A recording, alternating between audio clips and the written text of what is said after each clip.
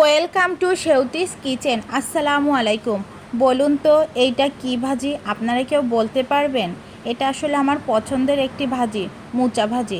আজকে আমাদের কলা গাছ থেকে এই মোচা পেরেছি, তো এটাই আজকে আপনাদের সাথে শেয়ার করব। এই দেখুন, এই মোচাটা আমি সুন্দর করে কুটে ধুয়ে তারপরে মোচাটা ভাজি করব, আর এটা আমার ছেলে খুবই খেতে পছন্দ করে। তো এই দেখুন, মোচাটা আমি সুন্দর করে কুটে নিয়েছি, কুটে সুন্দর করে কুচি কুচি করে নিয়েছি বটি দিয়ে। তো মোচাটা কিভাবে কাটতে হয় সেটাই আপনাদের আমি দেখাবো। তো দেখুন, এই যে মোচার ভিতরে একটা লম্বা ডাটার মতো থাকে, এটা ফেলে দিতে হবে, এবং পাতলা একটা প্রলেপ থাকে, এটাও ফেলে দিতে হবে। তারপরে মোচাগুলো আপনি বটি দিয়ে সুন্দর করে কেটে একটু গরম পানির ভিতরে সুন্দর করে একটা উতলানি দিয়ে নেবেন, তারপরে মোচাটা ভাজি করতে হয়।